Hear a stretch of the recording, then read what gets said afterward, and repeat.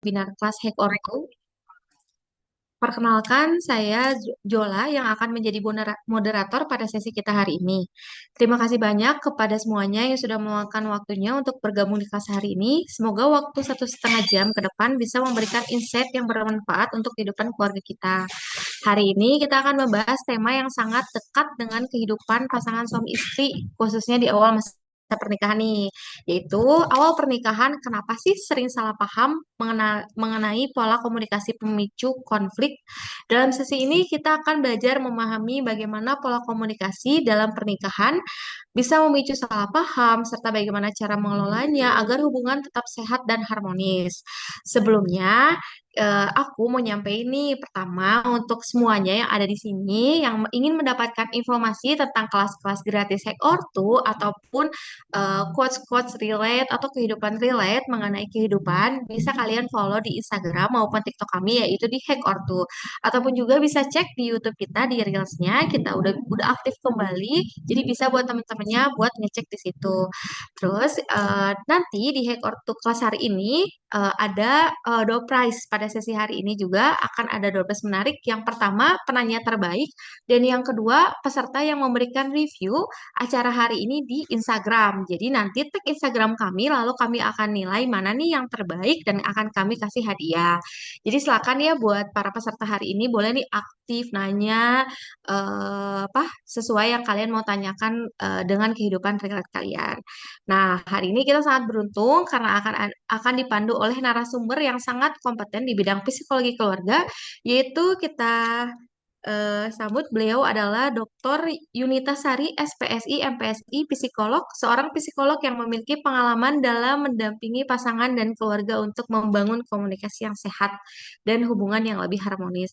Mari kita sambut dengan hangat narasumber kita hari ini, Ibu, kepada Ibu Dr. Yunita Sari, kami persilahkan. Iya, terima kasih Mbak. Sehat semuanya? Sehat Mbak? Sehat, Bu. Ya. Gimana? Ini kita langsung atau ada intro dulu? Langsung aja boleh, Bu, karena biasanya nanti di sesi tanya jawab nih suka banyak yang bertanya gitu. Jadi Oke. boleh kita mulai aja. Oke, Eh, waktunya berapa lama saya untuk presentnya? untuk Ibu menjelaskannya kurang lebih 30 menit, Ibu.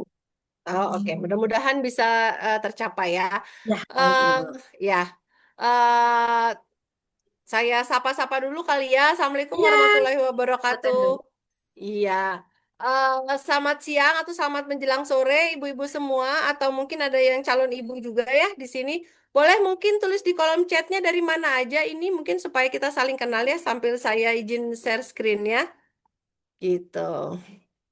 Boleh dari mana aja kah? Mungkin ada yang dari luar kota Bandung kah? Oh, ini?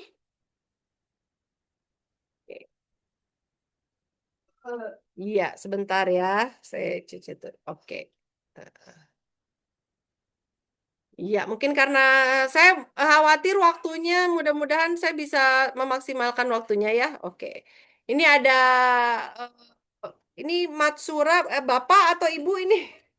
Ada Matsura, ada mungkin Pak Jongki atau Bu Jongki nih.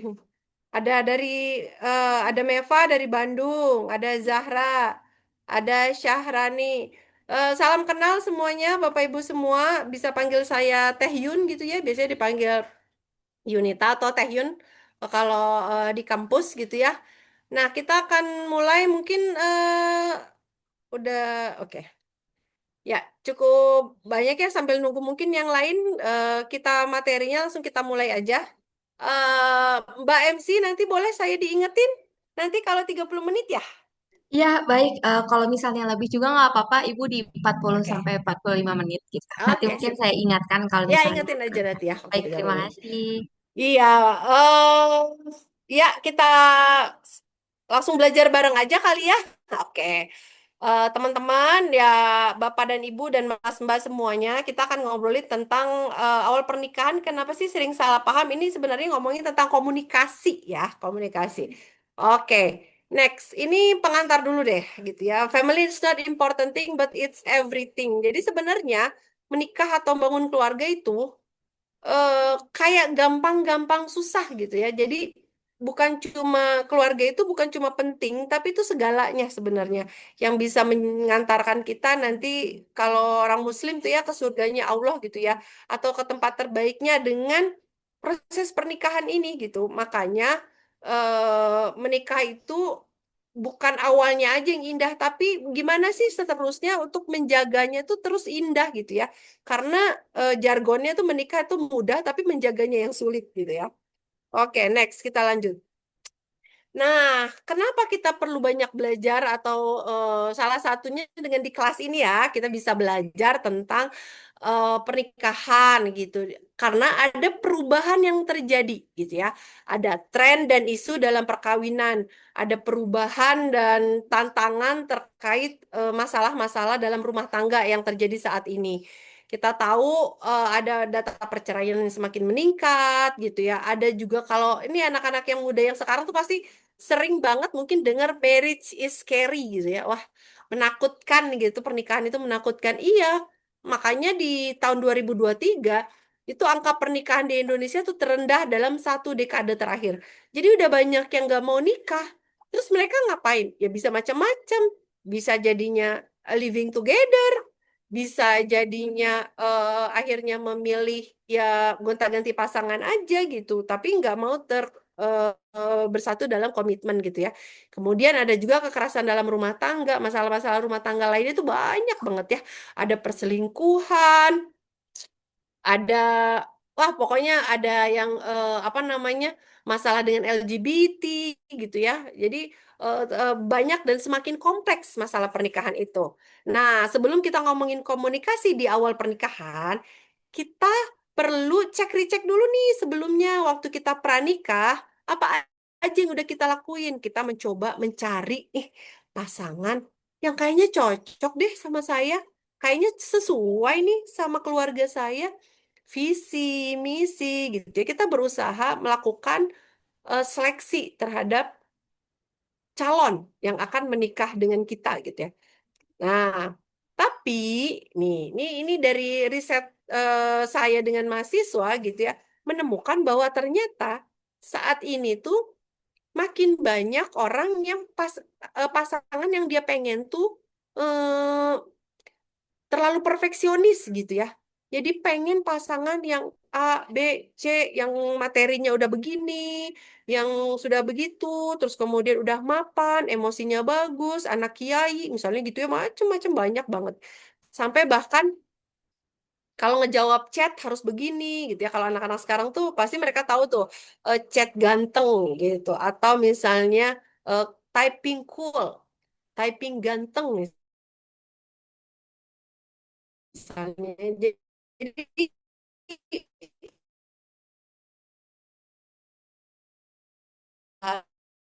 bahasa cara menjawab ini.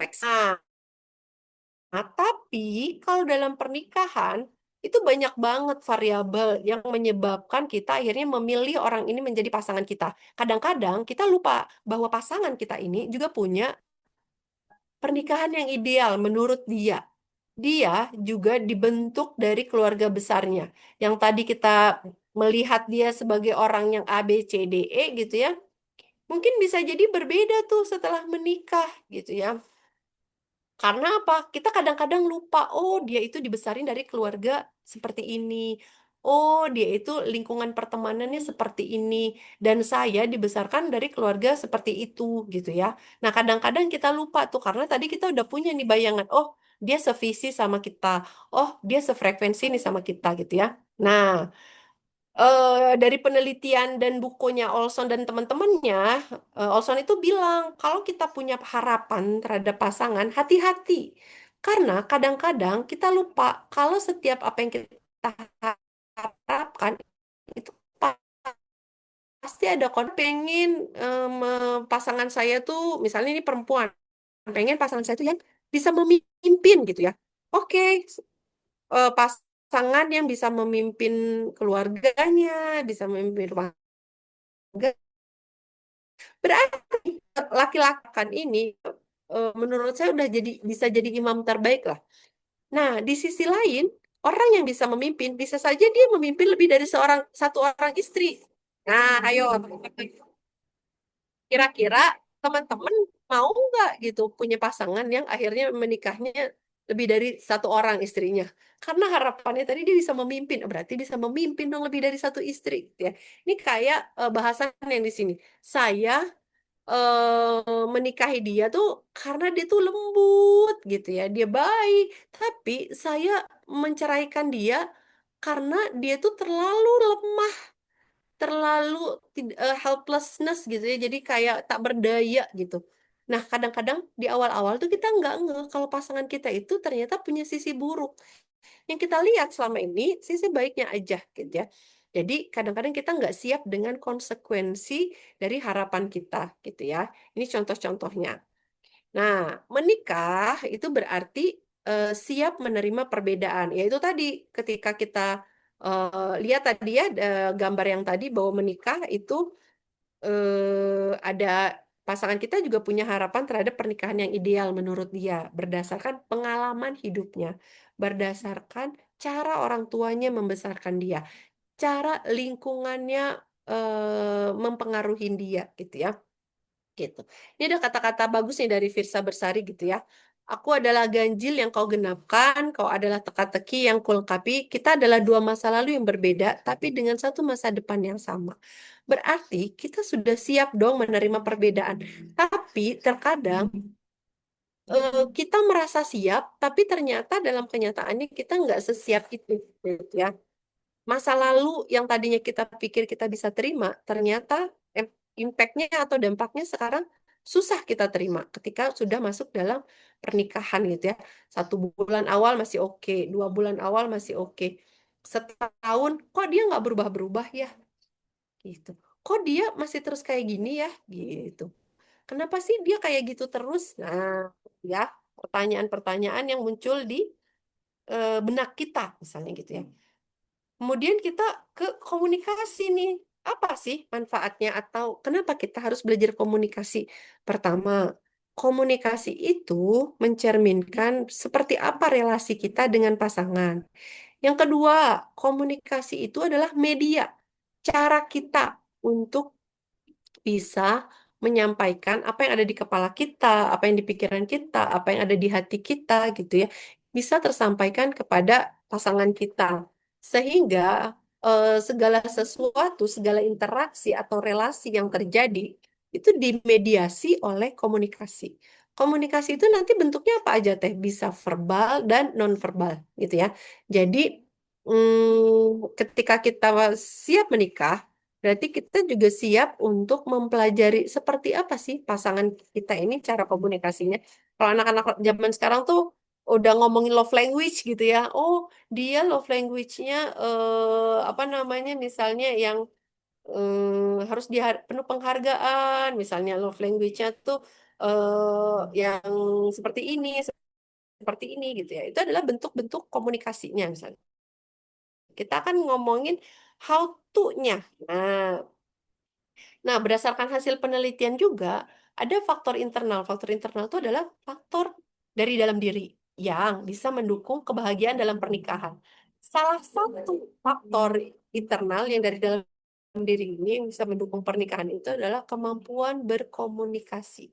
Berkomunikasi ini tidak hanya menyampaikan komunikasinya dengan cara yang baik dan bisa dipahami oleh pasangan kita dengan penuh penghargaan dan respect, tapi juga kemampuan untuk bisa merespon, kemudian menyampaikan gitu ya. Karena ada orang yang dia nggak bisa nih ngomong ke pasangannya gitu, karena takut nanti kalau saya ngomong nanti pasangan saya marah gitu ya. Jadi kemampuan berkomunikasi itu cara menyampaikan dengan tepat dan juga terbuka gitu ya. Jadi ada beberapa hal yang memang harus dipahami sebelum kita menikah harusnya ya, skill. Jadi komunikasi itu sebenarnya adalah keterampilan. Bisa dilatih deh, bisa. Jadi kalau kita mau, ini bisa kita latih dan bisa kita pelajari gitu ya. Nah, ada lagi yang mungkin berkaitan adalah kemampuan memecahkan masalah. Kemampuan memecahkan masalah ini juga nanti berkaitan dengan komunikasi. Karena permasalahan itu dimediasi oleh bagaimana kita menyampaikan apa yang ingin kita selesaikan gitu ya. Gitu. Jadi ini komunikasi itu sangat penting biasanya karena kesalahpahaman dari bentuk komunikasi yang disampaikan oleh pasangan terhadap kita, maka pernikahan kita jadi hambar atau pernikahan kita jadi bermasalah gitu ya. Karena apa? Karena bentuk komunikasinya atau cara mengkomunikasikannya itu tidak dipahami atau tidak saling dipahami oleh masing-masing pasangan. Oke, kita lihat ya. Nah, sekarang kita masuk ke tahap perkembangan keluarga. Karena ini terkait dengan pernikahan di awal pernikahan, berarti kalau dalam teorinya Duval itu ada 8 tahapan perkembangan dalam keluarga gitu ya. Nah, pasangan baru atau keluarga baru itu masuk di tahap pertama. Jadi pasangan baru ini adalah kriterianya mereka belum punya anak gitu ya. Nah, apa tugas yang harus dilakukan oleh keluarga-keluarga yang baru atau berada di tahap satu perkembangan keluarganya? Pasangan yang baru atau keluarga baru ini sebenarnya tugas perkembangan utama yang mereka harus bisa capai adalah mampu untuk menjalin kesepakatan atau berkomunikasi dengan pasangan maupun dengan keluarganya, gitu ya. Jadi itu fondasi awal banget.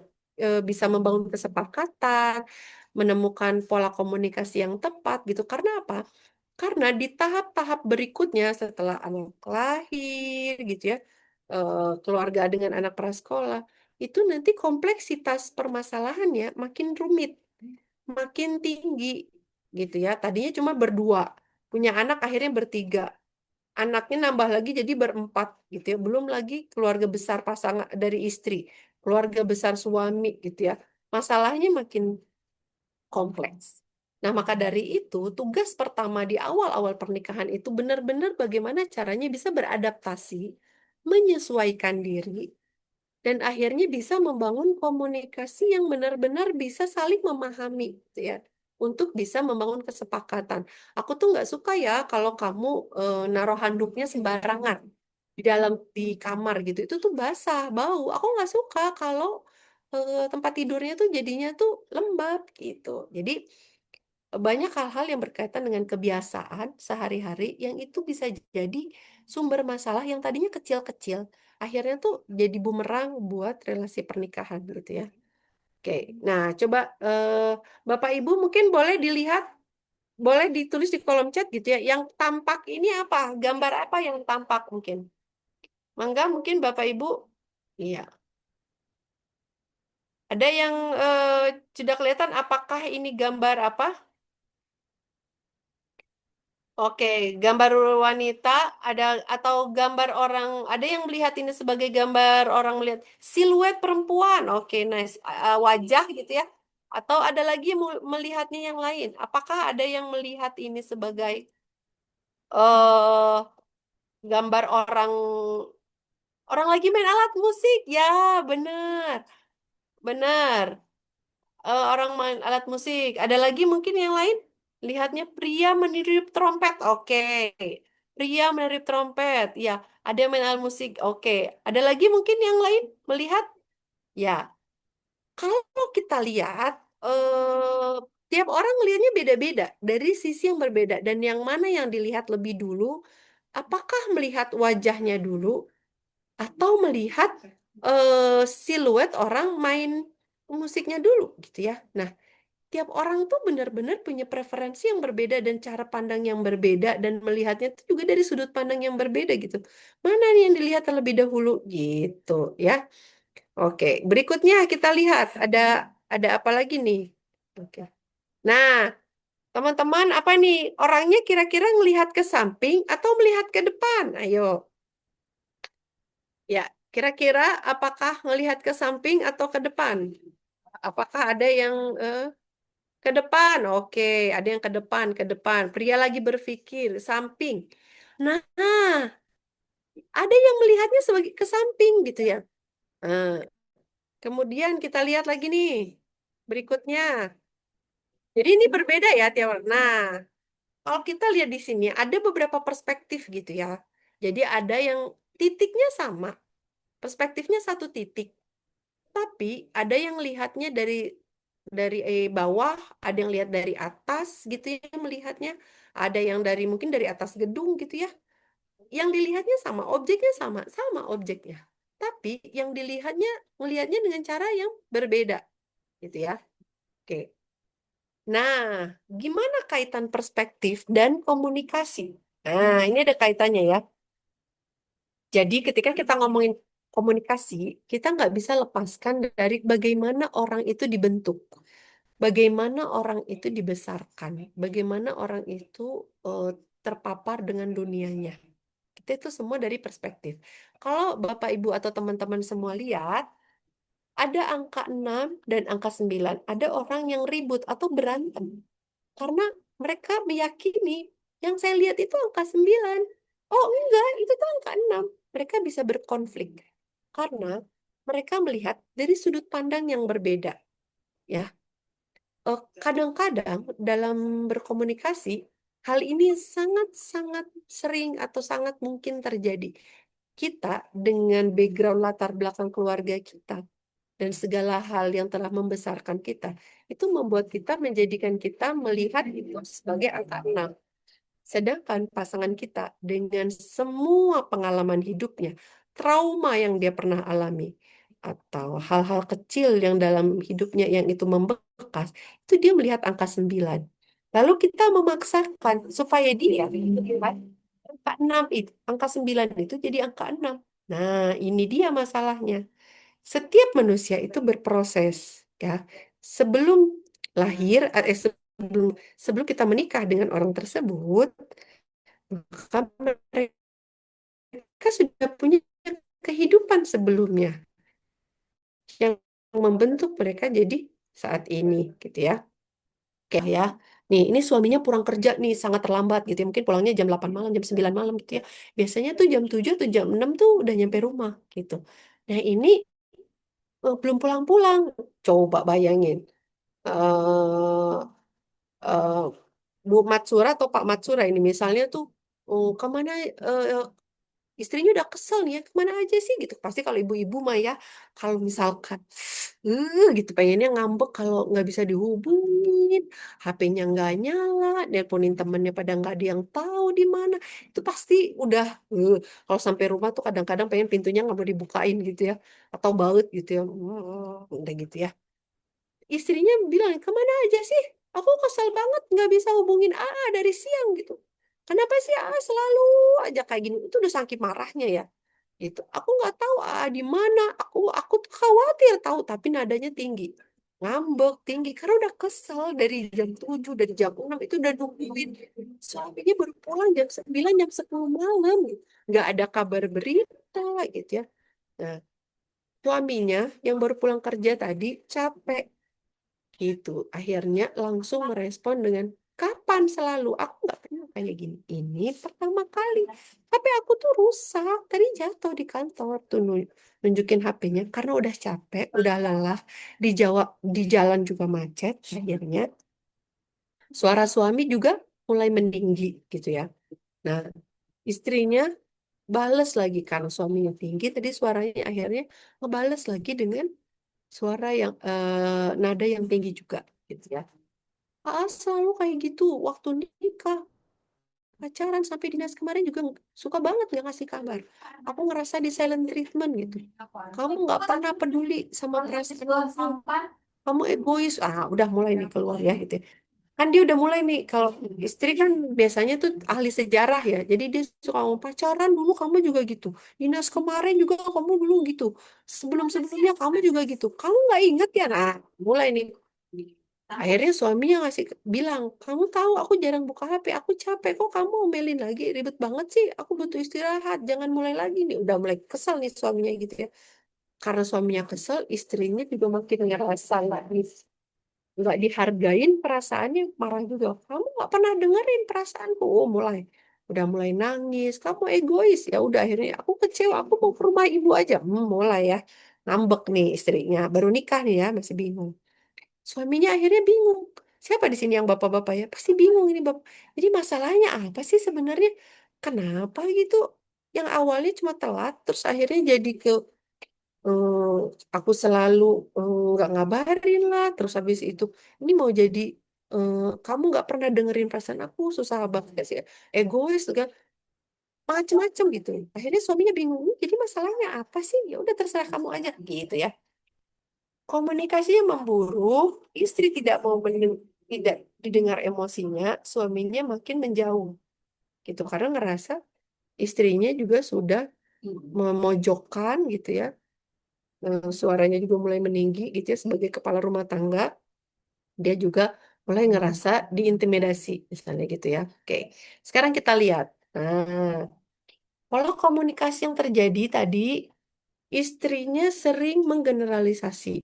Selalu kapan kamu terus kamu tuh sering banget sering terus-terusan gitu-gitu ya sering menggeneralisasi padahal mungkin suaminya baru satu kali itu gitu ya terus suka membuka buku lama tadi membawa masa lalu kamu dulu juga pernah kayak gini kamu tuh pernah gini gitu harusnya yang fokus pada permasalahannya kadang-kadang istri itu lebih fokus pada emosinya pengen dihargain ya pengen di cup-cup dipeluk atau apa gitu ya. Penghargaan terhadap emosinya kalau dia tuh khawatir dan begitu sayang sama pasangannya sebenarnya. Tapi suami yang baru pulang kerja ini nggak paham gitu ya. Kemudian istri juga kadang kala mengungkapkan asumsi negatif tentang karakter suami gitu ya. Jadi dipojokkan, memojokkan hal-hal negatif suami. Kemudian pola suami gimana? Defensif dong dan menyangkal. Aku nggak kayak gitu. Karena setelah diinterogasi, bentuk pertanyaan yang sifatnya interogasi itu tidak nyaman. Misalnya, kamu sama siapa aja sih? Kamu pulangnya kapan sih? Kenapa sih lama banget? Misalnya gitu ya. Gitu. Ngapain aja sih tadi? Gitu ya. Nah, cara bentuknya nyecer dan mungkin kayak interogasi gitu ya teman-teman. Kemudian pola suami itu minim validasi perasaan istrinya. Ya iya orang dia mungkin gak peka atau dia dibesarkan dari keluarga yang emang gak terbiasa menghargai perasaan perempuan. Atau dia yatim piatu. Atau misalnya ibunya banyak bekerja dan dia tidak dekat dengan ibunya. Jadi nggak tahu gimana caranya berkomunikasi dengan perempuan. Kemudian laki-laki cenderung kalau lagi ada masalah, tensi tinggi, lebih baik menghindar. Ah ya udahlah daripada ribut aku keluar aja misalnya gitu. Jadi itu makin membuat istrinya jadinya lebih kesal.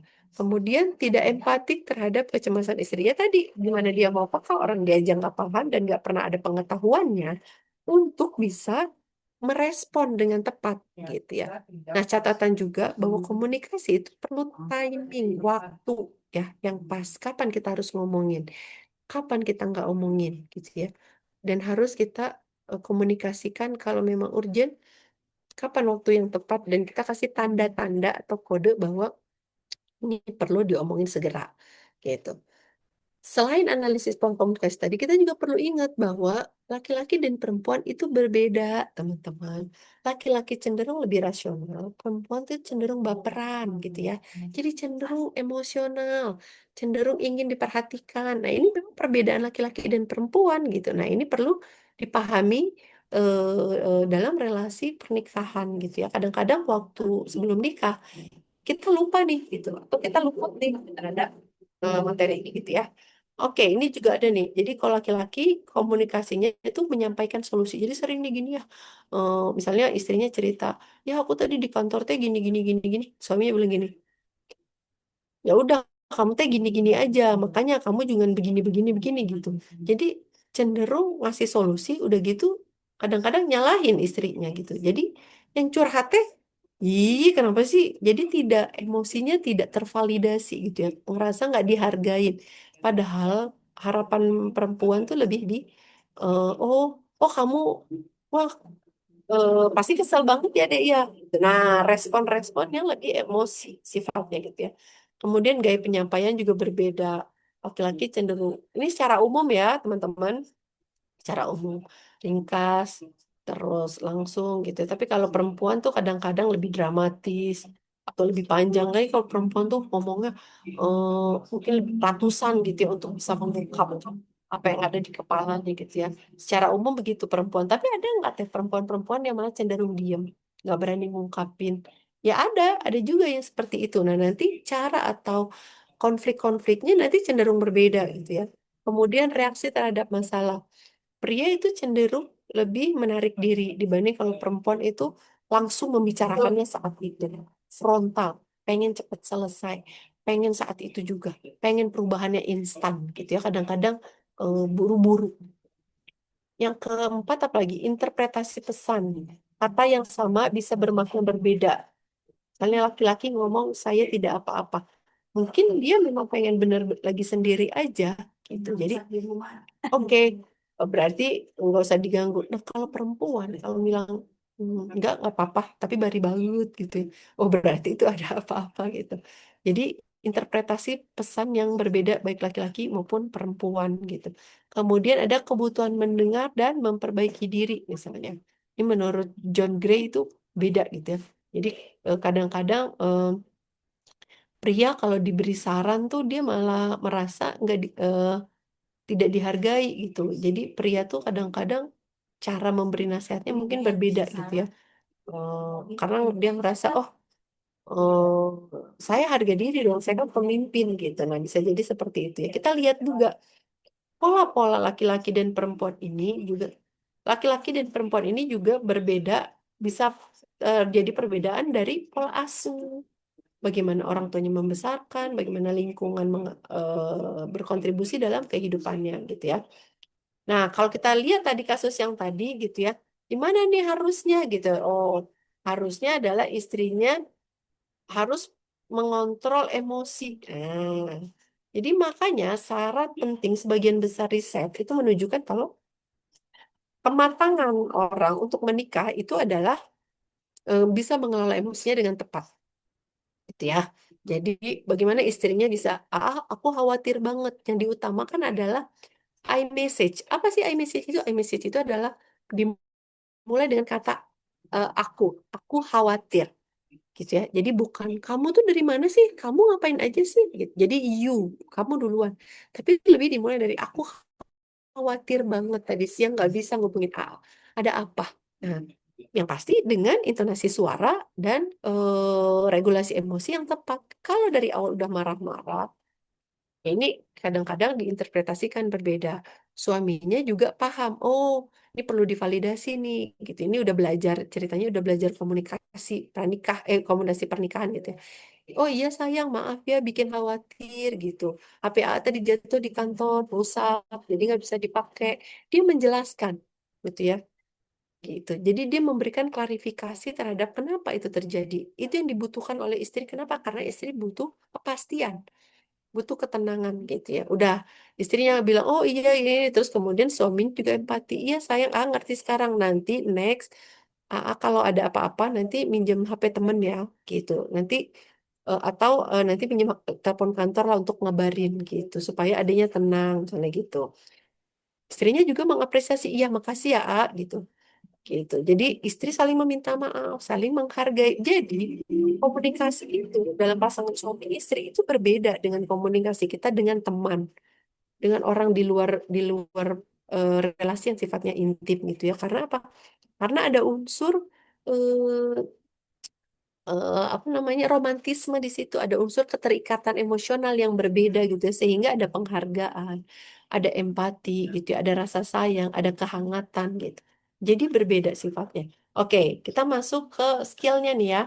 Jadi komunikasi intim pasutri itu dari ini Galvin dan Bromel, tapi dalam buku saya itu ada di buku saya yang suka gaya apa gitu ya. Itu ada 3 hal yang penting yang harus bisa kita lakukan. Yang pertama itu adalah confirmation. Yang kedua adalah self disclosure dan yang ketiga adalah sexual communication. Jadi kita mengkonfirmasi apa yang dipikirkan oleh pasangan kita. Yang kedua keterbukaan dan ketiga adalah sexual communication ya. Oke, kita lihat di sini. Cara untuk mengkonfirmasi dengan baik itu apa? Mendengarkan secara aktif, jadi aktif listening, tidak memotong pembicaraan, mengklarifikasi apa yang disampaikan. Jadi nanya gitu ya. Hari ini apa namanya?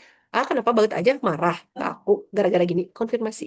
Gak cuma diem-dieman. Kalau diem-dieman itu nggak ngejelasin permasalahan dan akhirnya kita terkesannya silent treatment. Kedua, belajar menunjukkan perilaku yang penuh perhatian. Jadi dari tadi ya nggak hanya bahasa verbal tapi juga non verbal. Jadi bahasa tubuh, ekspresi kita juga pahami pasangan kita orangnya seperti apa dan bagaimana. Kemudian mengungkapkan perasaan dengan tenang tadi ya supaya apa yang ingin kita cek persamaan persepsi terhadap pesan itu tersampaikan dengan tepat gitu. Yang kedua, keterbukaan. Nah, tadi ya, orang-orang yang susah mengkomunikasikan apa yang ada di kepalanya, apa yang dipikirannya, bisa dimulai dengan menuliskan lewat chat misalnya gitu ya. WhatsApp misalnya, yang aku tuh nggak suka kalau kamu gini gini gini gini karena susah untuk mengkomunikasikan secara langsung. Nah, itu perlu dikomunikasikan. Yang penting tersampaikan pesannya gitu ya. Ada keterbukaan. Keterbukaan ini jelas diawali dengan adanya kepercayaan. Nggak mungkin kita mengemukakan hal-hal yang sifatnya rahasia atau tidak nyaman buat kita pada orang-orang yang nggak kita percaya gitu ya. Jadi agar terciptanya keterbukaan, apa yang harus kita lakukan? Luangkan waktu bersama untuk sharing. Ada orang yang pillow talk, ada orang yang janjiannya tuh seminggu sekali kita jalan bareng, ada yang memang quality time, memang berdua aja tanpa anak-anak gitu ya. Ya kita memang harus disepakati gitu ya, harus dikomunikasikan. Kemudian pasangan saling mendukung untuk terciptanya keterbukaan. Jadi misalnya saya perempuan susah nih ngomong ke suami karena mungkin suami eh, terbiasa di keluarganya terbuka, sedangkan saya misalnya enggak gitu ya. Nah, suami perlu membantu saya untuk membuat situasinya lebih nyaman supaya saya mau mengemukakan apa yang ada di kepala saya. Terutama kalau masalah-masalahnya sulit atau masalahnya itu pengakuan dosa gitu ya. Ada satu klien saya yang bertanya waktu itu, Ibu, saya pernah mengalami pelecehan seksual. Saya mau menikah, apakah saya perlu terbuka dengan pasangan saya atau tidak, misalnya gitu. Nah, ini kita perlu komunikasikan ya, ada positifnya, ada negatifnya. Pengambilan keputusan terakhir ada di kliennya, tapi kita bisa memberikan gambaran nanti ke depannya kira-kira akan seperti apa, resikonya seperti apa, kalau tidak dibicarakan kayak gimana, kalau dibicarakan seperti apa gitu ya. Jadi ada hal-hal yang mungkin pernah kita alami gitu atau hal-hal yang sangat eh, privasi gitu ya yang ingin kita sampaikan atau misalnya keluarga kita tuh sangat kompleks kita mau sebenarnya misalnya bapak kita tuh menikah berkali-kali dan biasanya kita punya adik tiri dari ibu yang beda-beda misalnya itu malu sebenarnya aib buat keluarga tapi kita perlu ini menyampaikan supaya dia juga memahami dinamika keluarga kita tuh seperti apa misalnya gitu ya. Nah, itu perlu keyakinan untuk mau membuka rahasia-rahasia diri gitu ya. Kemudian yang terakhir adalah sexual communication, terutama di awal-awal pernikahan. Ini seringkali tidak terungkapkan dan di beberapa klien saya itu masalahnya karena tidak bisa mengkomunikasikan permasalahan seksual karena apa? Dianggap tabu, karena ngapain sih ngomongin itu gitu ya. Padahal dalam pernikahan ini jadi penting untuk dikomunikasikan kebutuhannya seperti apa, bagaimana apa yang disukain pasangan atau apa yang tidak disukain pasangan, lalu mengeksplorasi apa yang eh, apa namanya dibutuhkan pasangan, kemudian menunjukkan perilaku nonverbal gitu ya pada pasangan bahwa kita menyetujui apa yang dia suka, apa yang dia nggak suka gitu ya, memahami body language-nya gitu ya. Dan kita juga mesti tahu misalnya apa namanya kebutuhan-kebutuhan dan apa pengalaman-pengalaman seksual yang tidak dia inginkan misalnya atau ada yang tadi yang misalnya kayak pernah mengalami pelecehan seksual. Nah, ini perlu benar-benar berhati-hati gitu ya dalam mengkomunikasikan ini dengan pasangannya gitu. Tapi ini perlu dibicarakan karena ini bisa jadi bumerang ketika pasangan punya kebutuhan lalu tidak disampaikan. Misalnya suaminya kebutuhan seksualnya seminggu beberapa kali misalnya, tapi istri tidak memahami karena istri harus bekerja, harus pulang malam, capek yang akhirnya memicu adanya ketidakpuasan dalam pernikahan dan memperburuk suasana akhirnya terjadinya perselingkuhan gitu ya. Oke. Ya ini kita udah mendekati ya akhir ya. Jadi teman-teman, komunikasi itu nanti bisa berubah ya. komunikasi itu perlu dipelajari terus-menerus seiring dengan perkembangan diri kita, tumbuh kembang kita, dan relasi kita sebagai suami istri. Tentu suami kita juga berkembang, dia bertemu dengan orang-orang yang berbeda. Dulu suami saya nggak kayak gitu, kenapa ya sekarang kayak gitu ya? Itu namanya dinamis. Manusia itu bergerak, tumbuh, dan berkembang gitu. Saya pun begitu sebagai istri. Kita tumbuh, berkembang. Bisa jadi dulu saya pendiam, lalu kemudian berinteraksi dengan lingkungan, berinteraksi dengan keluarga suami. Akhirnya saya cerewet, jadi bisa sering ngobrol, banyak ini, gini-gini misalnya. Kok istri saya berubah ya? Iya, itu proses gitu ya. Jadi dari dulu ke sekarang, sebagai pasangan, kita perlu siap mempersiapkan diri untuk terus belajar terkait dengan pasangan kita ini gitu ya gitu, dan itu perlu dikomunikasikan. Oke, nah untuk membangun keluarga, sebenarnya keluarga yang kuat, keluarga yang tangguh, yang bahagia, faktor terpenting itu adalah keinginan untuk terus belajar dan perubahan diri dan melakukan perubahan terhadap diri. Kenapa? Karena dinamika dalam pernikahan itu sekarang makin banyak, makin berkembang dan makin aneh-aneh gitu. Jadi kita harus terus belajar, dan makanya pada ikut kelas parenting ini gitu ya. Oke, mungkin itu aja teh sebagai pemantik. Baik Ibu, terima kasih banyak. Aku yang belum nikah juga memperhatikan menarik sekali ini materinya gitu. Oke, kita masuk ke sesi tanya jawab mungkin ya Bu ya. Eh, Baik, boleh, kita boleh. Panggil Teh Yun aja dong, nggak usah Ibu. Teh Yun, baik. Iya, ya. Ini ada pertanyaan Oke. sebentar dari Meva. Ya gimana Teh gimana Yun, pertanyaannya? saat ini usia pernikahan saya 3 tahun. Bagaimana cara menghadapi suami yang tipenya mudian? Apakah sudah benar jika saya diam atau mengalah dulu sampai mood suami saya normal kembali? Dan apakah ada cara untuk mengupgrade komunikasi kami menjadi lebih baik? Kalau saya tipe yang pitchful, jadi lebih sering mengalah. Tapi kalau mengalah dan di hati ada rasa kesal, itu sepertinya tidak baik juga. Terima kasih sebelumnya, Teh. Ya, betul. Jadi kalau eh, banyakkan mengalah itu kan jadi ngedumel ya. Itu nanti bisa jadi sakit fisik dan juga mental gitu ya. Kalau terus-terusan jadi dia terakumulasi ya. Aku manggilnya Teh Meva aja ya, Teh Meva. Jadi itu bisa terakumulasi dan itu jadi nggak baik untuk kesehatan kita juga gitu. Nah, gimana caranya? Pertama memang ini kan baru 3 tahun nih, baru ya, baru 3 tahun. Jadi 3 tahun itu kan memang masih dalam penyesuaian ya. Sebenarnya pernikahan itu sampai usia berapapun kita terus menyesuaikan ya. Karena kan perubahan diri pasangan itu perlu kita kejar terus untuk harus gimana nih, strateginya gimana nih gitu ya. Jadi kalau suaminya mudian, kita perlu cek mudiannya di situasi apa aja sih? Apakah kalau di kantor gitu, itu kita meningkatkan kepekaan kita untuk bisa mengidentifikasi situasi-situasi apa aja yang membuat suami kita mudian atau ya mudian tadi gitu ya. Apakah dia mudinya itu karena kerjaan kantor atau karena di rumah berantakan atau apa gitu ya. Mungkin kita bisa identifikasi kecil-kecil atau kita bisa ajak ngobrol. Kamu mudiannya kenapa sih gitu? Apa aja yang bikin kamu mudian gitu? Kalau kita susah mengidentifikasinya gitu ya. Ngobrolnya kapan? Saat yang tenang. Tapi Teh Meva, kita juga perlu ingat suami kita ini mungkin 20 tahunan atau mungkin sebelum Teh Meva menikah gitu ya. Kan dia sudah hidup dengan dirinya katakanlah 25 tahun dengan dirinya seperti itu. Dalam 1-2 tahun wajar nggak kalau kita minta perubahan itu terjadi Teh? Kira-kira gitu ya.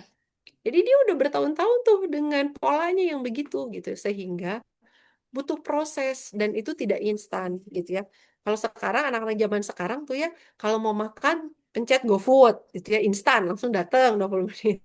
Nah, perubahan perilaku manusia itu sekarang nggak instan dan sangat-sangat kadang-kadang tuh nggak sabar kita untuk menunggu perubahannya gitu ya.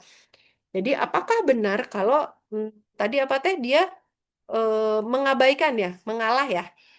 Ya, oke. Apakah mengalah? Yang pertama mungkin bisa dilakukan adalah keterbukaan gitu. Bisa dengan cara yang tanya dulu, boleh nggak? Misalnya panggil, manggilnya apa? Misalnya, Beb, boleh nggak aku ngobrol gitu? ya.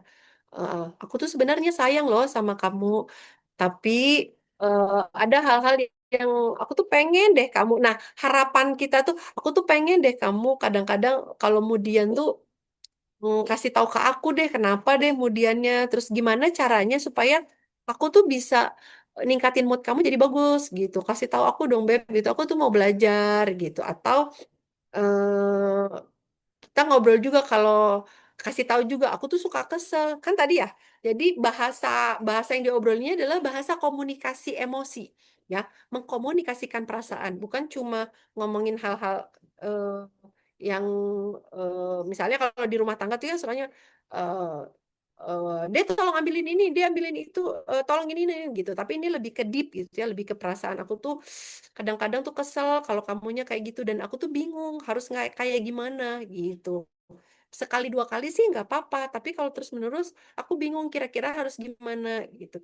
Menurut kamu gimana gimana? Nah, jadi solusinya cari bareng-bareng. Terus nanti cari kesepakatan bersama. Kalau gini gimana? Kalau strateginya gini gimana gitu. Nah, tapi kalau misalnya nggak berhasil gimana? Ya itu berproses tadi gitu ya. Pelan-pelan dan itu step by step karena beliau sudah hidup dengan dirinya selama itu dengan cara yang kayak gitu gitu sehingga kita perlu menyesuaikan gitu. Jadi menurut saya tinggal berdua atau menikah itu bukan berarti kita kita harus jadi seperti apa yang pasangan kita mau atau pasangan kita menjadi seperti apa yang kita mau, tapi lebih ke bagaimana kita membangun toleransi dan menjalin kesepakatan gitu. Kayak gitu. Mudah-mudahan terjawab ya Teh Meva karena butuh proses pelan-pelan gitu. Baik, Iya, terima kasih banyak, Teh. mudah-mudahan Selanjutnya, kejawab. Nah, ya, selanjutnya gimana kesiapan kita? selanjutnya ini ada yang bertanya, yang raise hand, boleh dipersilakan. Oke, siapa dulu nih? Yang raise Yang, hand kayaknya ada dua ya. ya, kok nggak bisa ya? Sebentar. Iya. Boleh nih, Mas Armi dulu ya mungkin. Oh, oke, mangga Silahkan. Mas Armi. Baik, dipersilakan.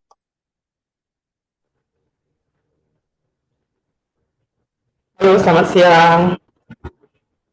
Ya, selamat siang. Assalamualaikum warahmatullahi wabarakatuh. Semuanya Ya, terima kasih atas, Waalaikumsalam. ya sebenarnya terima kasih atas kesempatannya Kak.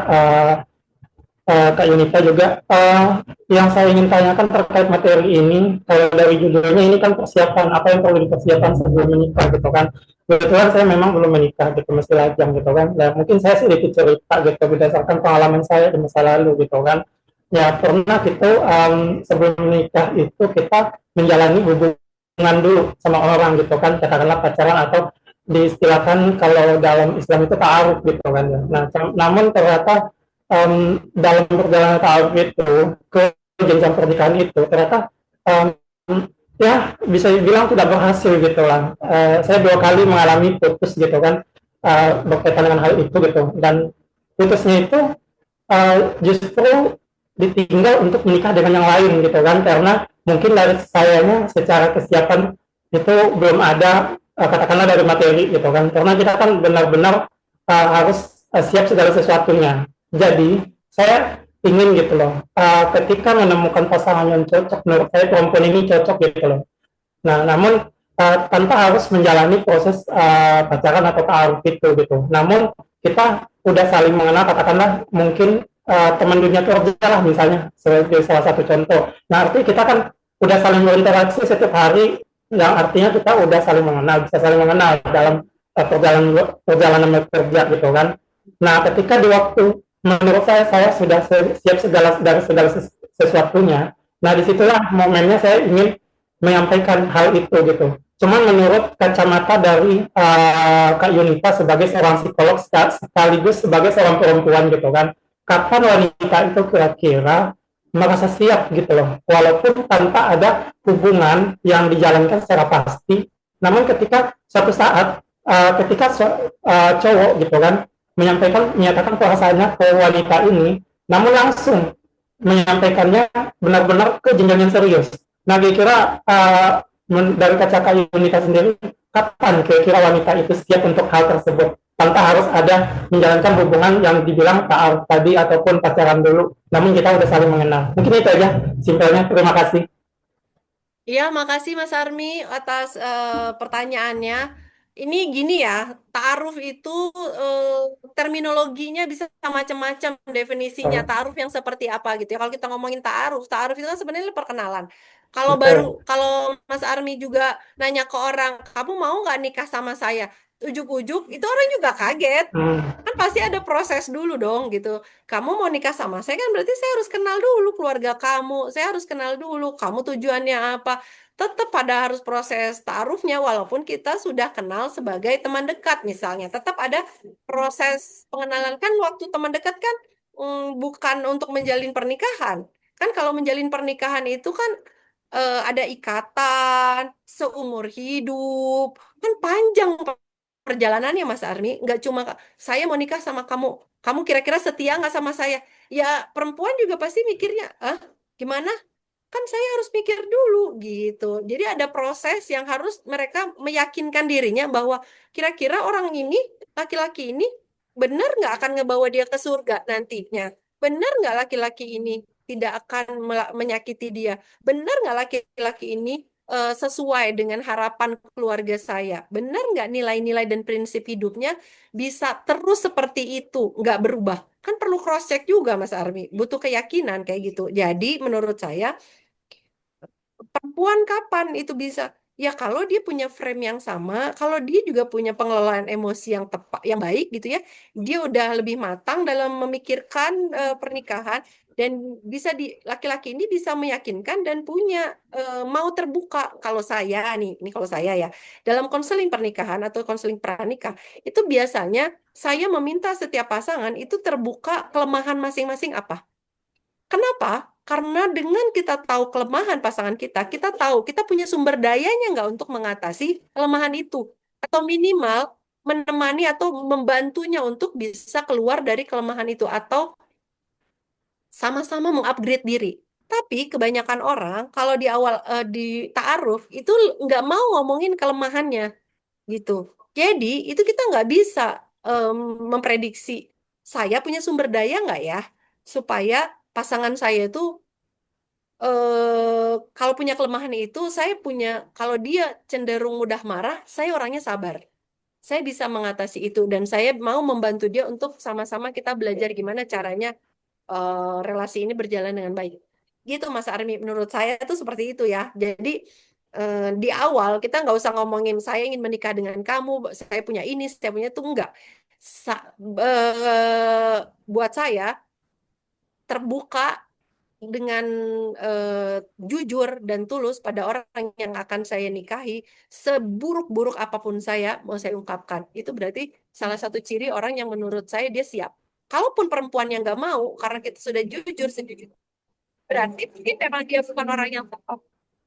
Karena dia mengukur diri, oh saya nggak siap. Kalau kamu cumanya punyanya itu, kamu punya kelemahan itu. Oke, menurut saya seperti itu gitu ya. Jadi hal ini memang perlu di apa dibicarakan gitu. Seperti itu. Mohon Gitu, Mas. ya, boleh menanggapi sedikit, Kak? Boleh? Ya, Gimana? tadi terkait kelemahan gitu kan. Kelemahan Ya, itu kan banyak jenisnya gitu banyak. kan.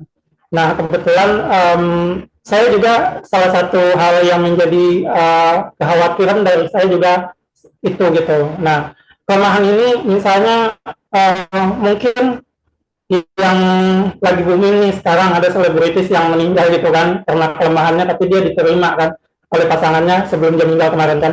Nah, Ya. misalnya terkait penyakit ini, cuman ada penyakit yang atau dari segi hal lain misalnya dari segi kondisi sosial gitu kan, dari segi komunitas juga yang sebelumnya gitu, yang kita itu merasa ini cukup apa ya cukup konsen juga untuk disampaikan gitu. Apalagi jika pasangan kita ini tidak menerima kita. Nah ini kan sesuatu hal yang gimana gitu kan. Tapi kalau dia menerima kita mungkin bisa itu gitu kan. Jadi terkait hal ini sebaiknya kita memang tadi Kak Yunita kan juga bilang kelemahan ini bisa saja tidak harus semuanya disampaikan. Nah terkait kelemahan yang saya maksud tersebut, apakah sebaiknya ketika kita memang sudah memiliki komitmen sama seseorang untuk melanjutkan ke jenjang berikutnya, itu memang harus disampaikan kelemahan tersebut atau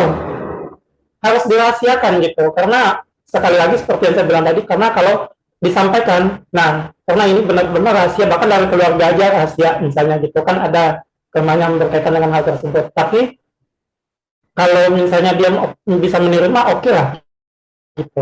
Mungkin itu aja. Oke, ini tergantung ya Kak Armi. Kalau di ruang, kalau ini mungkin sangat case ya, berarti itu bisa ke psikolog, bisa saling mengkomunikasi nanti konseling pranikah gitu ya. Nah, sangat tergantung dari masalahnya apa. Ada misalnya yang klien gitu ya, yang dia laki-lakinya misalnya pernah mengalami pelecehan seksual oleh lawan jenis, misalnya kayak gitu ya. Nah, kan kita eksplorasi dulu, misalnya dia pernah mengalami kayak gitu dan pernah melakukan dan dia mau bertobat, lalala.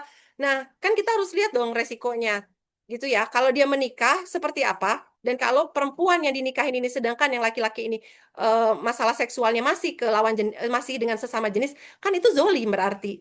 Kan berarti harus ada dan itu bisa jadi pembohongan. Yang perempuan merasa dibohongin dong. Dia nikah sama laki-laki tapi secara secara seks masih punya ketertarikan dengan dengan sesama jenis, kan itu nggak bisa. Makanya itu kita harus lihat dulu ini kasusnya apa, lalu kemudian seberapa besar peluangnya dan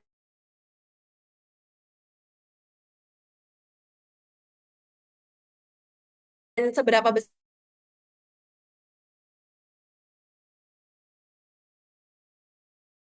positifnya apa, benefitnya apa, dan karakteristik orang ini kayak gimana. Dan itu prosesnya sangat kasuistik gitu kan ya. Gitu. Jadi nggak bisa rata saya bilang, ya kami harus diumpas semua, tergantung. Makanya saya harus tahu dulu case-nya apa. Gitu kali ya. Makasih Kak Armi. Iya, selanjutnya gimana Teh? Ya, baik. Selanjutnya kita baca di kolom chat ya, ada Mm-mm. pertanyaan dari Teh Ratu Khairan. Begini Teh, pada Mm-mm. berbagai kasus perselisihan dalam rumah tangga, saya menemukan tidak hanya satu penyebab yaitu miskomunikasi, Mm-mm. tetapi juga Mm-mm. masalah perbedaan pola pikir antara Mm-mm. kita dengan pasangan kita. Mm-mm. Terkadang Yes. perbedaan pola pikir ini adalah the tricky problem atau masalah yang kompleks. Tuh.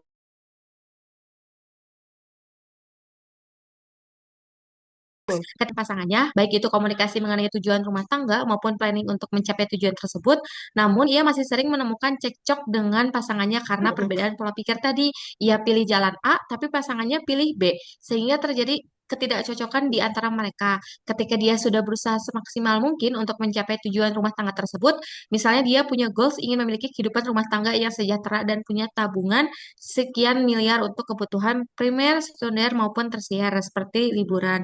Tapi di satu sisi, pasangannya tidak serius dalam usaha untuk mencapai goals tersebut. Lalu yang saya ingin tanyakan adalah bagaimana cara kita menyelaraskan pola pikir antara kita dengan pasangan kita dan bagaimana cara efektif untuk mengubah pola pikir pasangan yang kurang baik agar ia dapat termotivasi dengan tujuan awal rumah tangga yang sudah kita rencanakan. Seperti itu Teh Ya, Yunita. jawabannya mencoba berada di posisi pasangan, gitu. Mencoba berada di posisi pasangan sehingga kita tidak terjebak dengan kamu tuh berbeda. Kan tadi udah dibilang menikah itu pasti harus menerima perbedaan. Dia dibesarkan dari keluarga yang berbeda dengan kita, sehingga kita nggak bisa dong. Dan nggak realistis dong, teman-teman semua. Kita memaksa atau menikah orang dengan hal-hal yang baiknya aja. Maka disitulah ujian dan perjuangannya dalam pernikahan. Disitulah kita diuji. Makanya kita harus belajar untuk bersabar gitu ya. Mencoba berada di posisi pasangan. Oh, dia punya pola pikir kayak gitu. Karena dibesarkan oleh ibunya yang begini. Karena dia pernah begini. Dia pernah mengalami trauma begini. Semua orang tuh punya masa lalu. Dan ketika kita baru menikah atau di awal-awal pernikahan gitu ya. Atau dalam bahkan mungkin udah lama menikah pun manusia atau orang yang kita nikahin ini pasti berubah gitu. Dan dalam proses perjalanan itu kita mencoba berada di posisi pasangan kita gitu. Gimana caranya agar dia mau termotivasi? Ya berarti dimulai dari kita dulu. Gak bisa kita maksa orang. untuk berubah, sedangkan kita sendiri nggak berubah. Berarti kita mencoba memahami bagaimana dia cara berkomunikasinya, eh, apakah cara komunikasi atau kita bagaimana kita berkomunikasi dengan dia. Kalau kita pola pikir kita berbeda, tentu harus kita komunikasikan. Saya biasanya gini, tapi kita tidak memaksakan. Namanya pernikahan, itu kan dua kepala. Berarti di bagian mana yang kita harus berkorban, di bagian mana yang kita harus mengalah, di bagian mana kapan kita harus membantu, mendorong, mensupport gitu ya.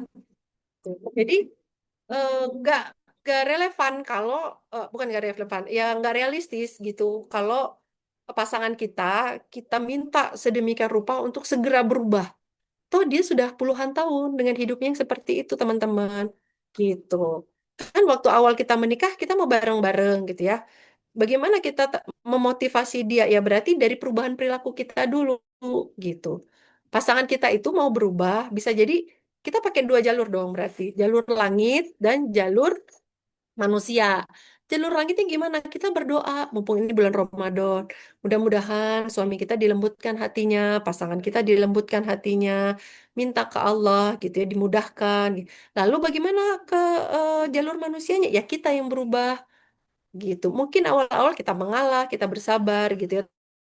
Tapi pelan-pelan mungkin suami akhirnya bisa melihat kesungguhan kita. Berarti kita ada mengalami perilaku positif yang dia sukai. Kita lakukan hal-hal yang menyenangkan untuk dia. Akhirnya dia juga akhirnya mau kita ajak ketika kita arahkan atau kita bareng-bareng untuk bersama-sama balik lagi yuk. Kalau gini gimana ya gitu. Tapi nggak semua hal yang kita pengen itu bisa tercapai.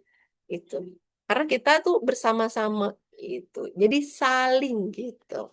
Karena saling, maka nggak bisa semua hal itu semua terjadi. Ada hal-hal yang bisa kita eh, apa namanya kita sepakati, tapi mungkin ada hal-hal yang belum bisa kita sepakati bersama gitu. Mungkin itu. Gitu kali ya, Teh. Baik, terima kasih Oke. Teh Yuta. Ya, Ini ada sama-sama. pertanyaan selanjutnya dari Hmm. Teh Sri Febrianti. Ini belum menikah nih, Teh Mm-mm. Yun. Aku ini belum menikah dan baru Mm-mm. kenalan sama cowok. Nah, Mm-mm. belum pernah ketemu sama sekali, jadi Mm-mm. berkomunikasinya hanya lewat call aja, tapi Mm-mm. dia mau ngajak ke jenjang yang lebih serius. Mm-mm. Nah, dia tuh tipikal yang jarang ngechat dan jarang ngabarin gitu teh, karena aku suka kesel kalau nggak dikabarin atau dia nggak cerita tentang masalahnya. Mm-mm. Nah, apa yang harus saya lakukan biar hubungannya langgeng dan beneran nyampe ke jenjang yang lebih serius? Terus gimana caranya biar dia terbuka? Soalnya aku ngerasa aku yang oversharing seperti itu teh. Iya, disampaikan berarti teks siapa tadi? Sri ya. Ya, berarti disampaikan apa yang menjadi keraguan. Karena kan kalau komunikasi itu tadi mengkomunikasikan apa yang dirasakan sehingga orang pasangan kita jadi tahu sebenarnya apa sih yang kita rasain karena kita nggak bisa loh nebak-nebak gitu apa yang dia pikirin ya atau apa yang dia rasain ya gitu. Kita mengkonfirmasi gitu ya terbuka sama dia. Aku mau loh sebenarnya maju ke jenjang pernikahan, tapi aku agak ragu nih kalau kamu suka gini gini gini gini gini gitu. Gimana ya caranya? Kira-kira apa ya solusinya gitu. Nah, dari hasil riset saya tentang keluarga Sunda itu sebagian besar ini spesifiknya keluarga Sunda dulu ya, tapi secara umum ketika di riset-riset yang lain perilaku yang perlu kita identifikasi ketika kita mau masuk ke jenjang pernikahan adalah pasangan yang mau terus diajak belajar dan melakukan perubahan diri. Kalau kita tahu dan kita bisa mengidentifikasi bahwa dia adalah orang yang mau belajar, dan kalau dikasih nasihat atau sama-sama dikasih masukan, atau ada orang yang memberikan masukan ke dia gitu, dia refleksi, dia berefleksi, oh saya itu orangnya gini ya. Oh, kayaknya harus gini sih. Nah, itu tuh, itu orang-orang yang mungkin ke depannya akan bisa langgeng terus sama kita karena kita terus mau bisa saling belajar terus.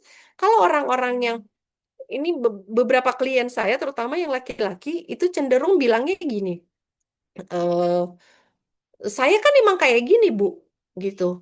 Kan dia nikah sama saya, dia tahu saya orangnya kayak gini, ya harusnya dia nerima saya dong, gitu. Nah, ini agak sulit untuk dibawa kalau ada konflik, gitu ya, karena dia kekeh dengan bahwa dia nggak bisa berubah. Ya saya emang begini. Kalau kalau kalau kamu istri saya, kamu harus ngikut apa kata saya, gitu. Nah, ini yang agak berat karena proses refleksi bahwa oh saya tuh gini ya, kayaknya kalau pernikahan saya begini terus saya kayaknya harus berubah deh. Nah, itu yang harus kita cari, orang-orang yang mau terus belajar dan mau memperbaiki diri, dan dia kalau dikasih masukan atau ketika kita komunikasikan, saya tuh kayaknya butuh deh kamu begini begini begini.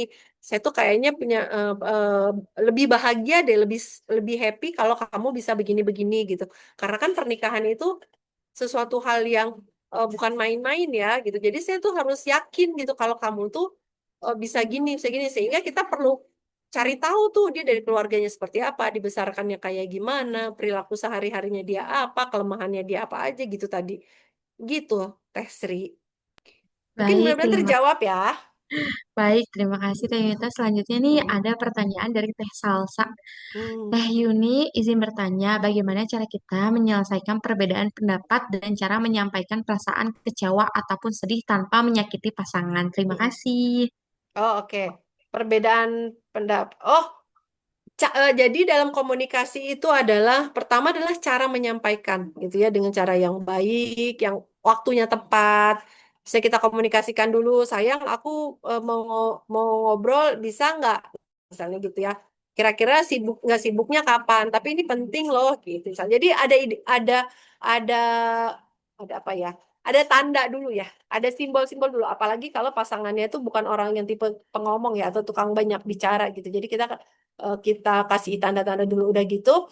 Kalaupun permasalahannya adalah eh, bitter truth gitu ya, kebenaran yang menyakitkan untuk relasi kita berdua gitu. Nah, itu juga kita perlu bersiap diri menerima konsekuensi atau respon dari pasangan kita gitu. Jadi mungkin kita ngomong, tapi kamu jangan marah. Aku sebenarnya sayang banget sama kamu, tapi aku pernah dulu suatu kali misalnya cecetan sama cowok. Misalnya kita mau pengakuan selingkuh, tapi iseng sebenarnya, nggak serius misalnya gitu kan. Itu kan akan menyakiti perasaan pasangan ya, jelas gitu. Sehingga eh, apa namanya yang kita sampaikan adalah tapi jujur, aku pengen ngaku ke kamu, aku minta maaf, dalalala gitu ya, dengan setulus hati segala macam gitu. Nanti ketika respon pasangan kita mungkin marah atau berbalik menuding atau apapun itu sifatnya, kita menerima karena itu memang kesalahan. Jadi kita memang siap dengan respon atau konsekuensi dari bentuk komunikasi itu gitu ya. Karena kalau bitter truth atau kenyataan pahit dan itu pasti kecewa, itu nggak mungkin bisa kita, kalau mau ditutup-tutupin itu juga kalau tahu dari orang lain itu bisa lebih bahaya gitu. Kenapa nggak dari kita aja gitu. Dan itu mungkin akan lebih menyakiti perasaan pasangan gitu. Cuma cara menyampaikannya dengan tepat gitu ya. Dengan diawali dengan kata bahwa sebenarnya aku tuh sayang, aku tuh cinta. Karena kita dibalut di dalam relasi pernikahan dan relasi romantis yang memang sah misalnya gitu ya. Jadi menurut saya penting untuk mengemukakan hal-hal sepahit apapun gitu.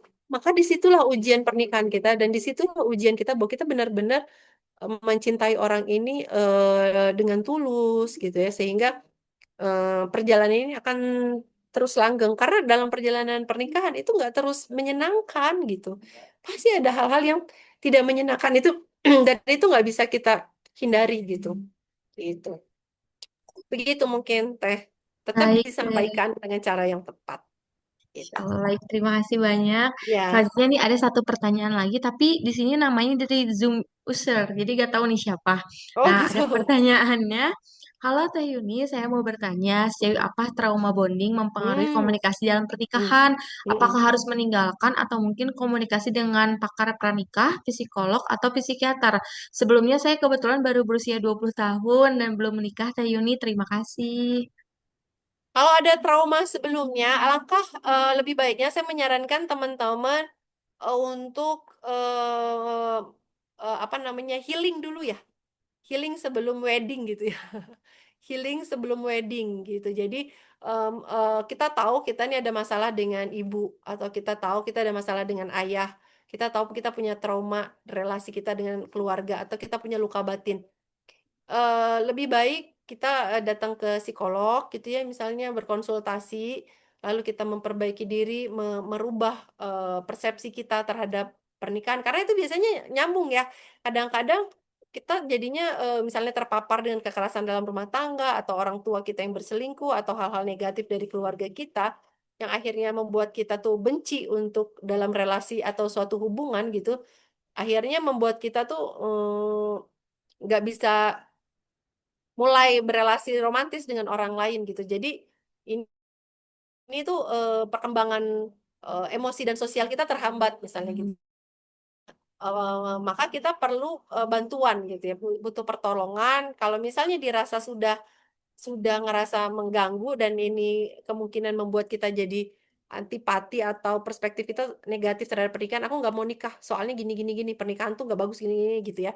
Nah mungkin kita butuh pertolongan untuk merubah cara pandang kita terhadap suatu peristiwa gitu ya. Atau kita memperbaiki apa yang dulu kita lihat atau trauma yang membuat kita trauma itu kita lihat dari sudut pandang yang berbeda. Sehingga kita bisa melihatnya bukan sebagai suatu hal yang membuat kita trauma atau takut atau tidak bisa membuat kita menjadi tidak bisa menghadapi kehidupan dengan lebih baik, tapi kita bisa melihatnya sebagai suatu ibroh atau hikmah atau membuat kita menjadi lebih kuat, membuat kita menjadi lebih tough dan kita tahu kita harus berjalan di sisi yang mana karena kita tahu ini adalah sebuah ujian dan akhirnya kita jadi kuat kayak gini karena permasalahan itu gitu. Mungkin seperti itu. Mudah-mudahan menjawab ya. Ini namanya siapa ya? Zoom user tadi. Mudah-mudahan menjawab. Baik, selanjutnya nih terakhir ya ada satu pertanyaan Mm. nih biasanya pertanyaan para Gen Z nih. Permisi, Oh, saya Andini, saya memiliki pasangan di mana dia mm. memiliki circle yang di mana di dalamnya ada mantan pacarnya. Suatu Hmm. hari dia izin ke saya untuk ikut kumpul dengan circle itu. Saya Mm-mm. menaruh kepercayaan besar karena pasangan saya juga sejauh ini baik dan tidak Mm-mm. neko-neko. Akan tetapi ada kejadian di mana hal itu membuat saya kecewa. Saya mengetahui pasangan saya dan mantannya kembali saling follow-followan di Mm-mm. Instagram, di mana sebelumnya sudah tidak saling follow. Saya menyampaikan kekecewaan saya kepada pasangan saya, namun pasangan saya menjelaskan itu hanya untuk formalitas karena dia menjaga harga diri dia sebagai cowok di hadapan teman-temannya di circle itu. Kira-kira bagaimana ya Kak solusi untuk kedepannya? Seperti itu. Solusi ke depannya kalau ini sudah menikah, maka diskusikan atau komunikasikan, bikin kesepakatan terkait boundaries, gitu ya, terkait batasan. Apa yang membuat kamu nyaman, apa yang membuat kamu tidak nyaman. Kalau misalnya pasangan kamu merasa, nah ini si mantannya juga udah punya pasangan atau belum, gitu ya. Ini kan juga kita belum tahu nih ya. Jadi kita tahu kita ada boundaries dalam dalam relasi romantis atau dalam pernikahan gitu ya. Jadi misalnya kita melakukan sesuatu bukan karena kita nggak suka, tapi karena pasangan kita nggak suka. Nah ini berat nih. Kita misalnya gini, pasangan kita nggak suka kalau kita follow tadi mantan pacar kita gitu ya.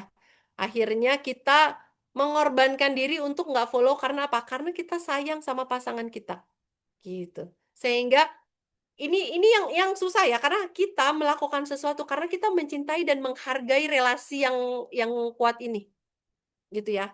Jadi ketika kita bikin kesepakatan aku tuh gimana nih caranya aku tuh nggak terlalu suka kalau kamu deket sama cewek-cewek gitu. Walaupun misalnya udah dijelasin, oke, batasannya di mana nih? Aku nggak bolehnya sampai sejauh mana misalnya gitu. Aku tuh orangnya cemburuan, aku tuh gini-gini.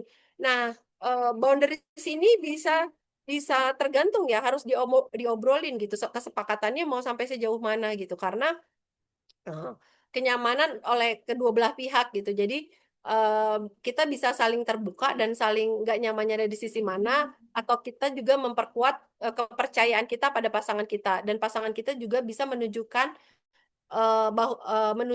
bahwa kita bisa yakin sama dia gitu. Jadi itu perlu diobrolin gitu. Jadi mengungkapkan apa yang dikecewakan itu udah bagus gitu ya. Tinggal nanti ini pengorbanan sebenarnya ya. Bagaimana kita ketika kita mencintai seseorang, kita mau meminimalkan keegoisan kita atau meminimalkan apa yang kita harapkan demi menghargai relasi yang kita jalin sama orang yang kita cintai gitu. Jadi saya sebenarnya misalnya nih ya, ini saya sebenarnya suka makan pete nih misalnya gitu ya. Saya suka makan jengkol, tapi pasangan saya nggak suka gitu. Oh ya udah, saya menahan diri untuk nggak makan pete dan jengkol kalau ada pasangan saya gitu. Tapi kalau di luar atau ada keluarga dan pasangan saya lagi dinas luar, saya makan deh gitu, misalnya gitu ya. Jadi melakukan sesuatu karena kita mencintai orang lain dan menghargai relasi yang kita udah bangun bertahun-tahun. Itu menurut saya worth it sih, karena itu kan ibadah ya dalam pernikahan. Gitu deh.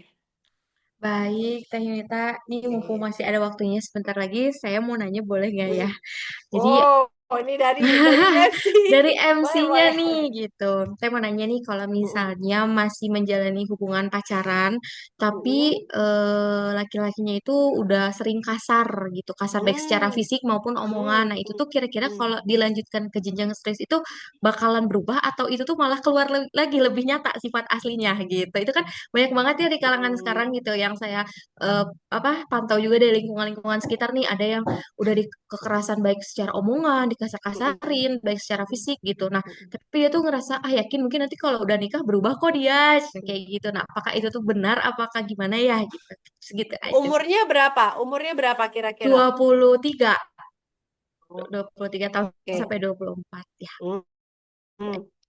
Nah, ya sama-sama. Jadi kalau umurnya sudah 23 tahun, berarti kan itu udah cukup cukup cukup dewasa tuh berarti kan. Sudah mengalami berbagai macam kehidupan berarti ya. Dia dibesarkan dari keluarga seperti apa. Kalau kita tahu kenapa dia jadi kasarnya, apa penyebab dia kasarnya, itu lebih baik bagus buat kita untuk mengidentifikasi apakah ada peluang ya tadi ya. Kita mesti yakin. Emang gimana caranya kita bisa yakin bahwa dia mau melakukan perubahan. Dan tadi kalau dia dikasih nasihat, dia berefleksi nggak terhadap nasihat atau masukan dari orang lain. Tapi biasanya kalau orang kasar atau misalnya gini, polanya dia kasar tuh, habis itu dia minta maaf. Terus nanti kasar lagi minta maaf. Polanya gitu, itu hati-hati itu NPD. Atau jangan-jangan itu memang pola dalam kekerasan dalam rumah tangga seringkali perempuan terbuainya karena itu gitu. Jadi, apakah peluangnya akan berubah? Kalau kita ngomongin berubah, semua manusia ada peluang berubah.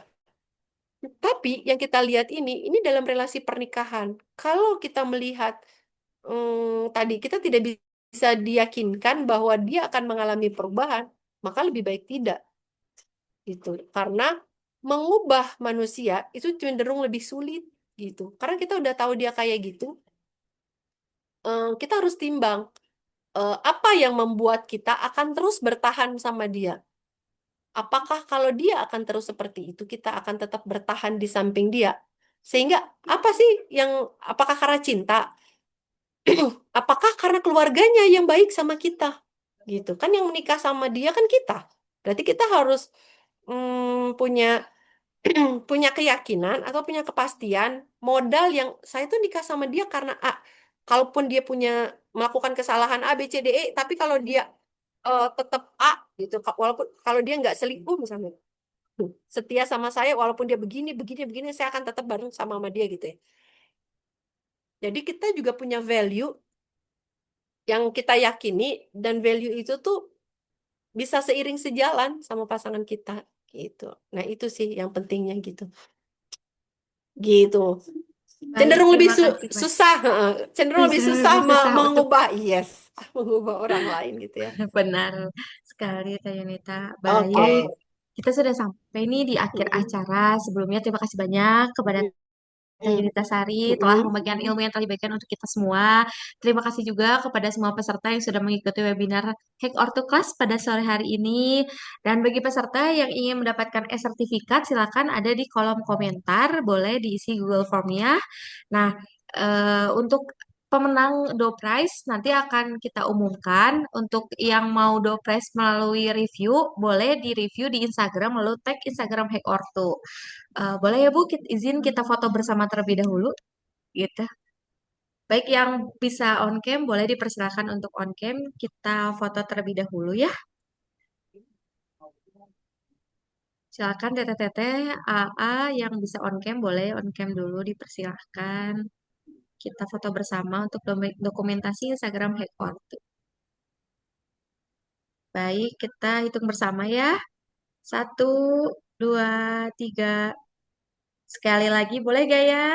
Satu, dua, tiga. Baik, terima kasih banyak semuanya yang sudah berpartisipasi untuk kegiatan Hacker hari ini. Ibu, terima kasih banyak. Teteh ya, Teteh, Teh Yunita Sari, terima kasih ya sama-sama banyak. semuanya. Semoga kita ketemu lagi di next webinar Hacker ya untuk nextnya Amin. gitu.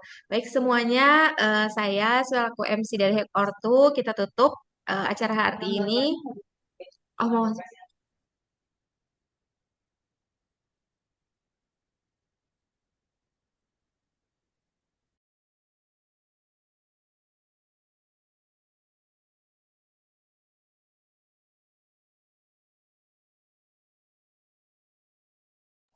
Baik, Teh Yuta, izin mau menyampaikan untuk pemenang Dopres Oke. untuk yang bertanya itu dimenangkan oleh Teh Ratu Hairan ya karena dia selain bertanya mengenai komunikasi dia juga bertanya soal pola pikir gitu yang Hmm. pada dasarnya poin kita itu kan komunikasi tapi dia bertanya mengenai pola pikir. Mungkin nanti akan dihubungi oleh tim Hack Ortu untuk Teh Ratu Hairan seperti itu. Untuk pemenang Dopres yang Instagram nanti kita umumkan di besok ketika sudah ada yang upload hari ini. Baik, mungkin itu saja dari kami Hack Ortu. Terima kasih banyak semuanya. Sampai jumpa di kelas Hack Ortu berikutnya. Wassalamualaikum warahmatullahi wabarakatuh. Sampai jumpa. Waalaikumsalam warahmatullahi wabarakatuh. Makasih semuanya. Ya, terima Sehat-sehat kasih. semuanya.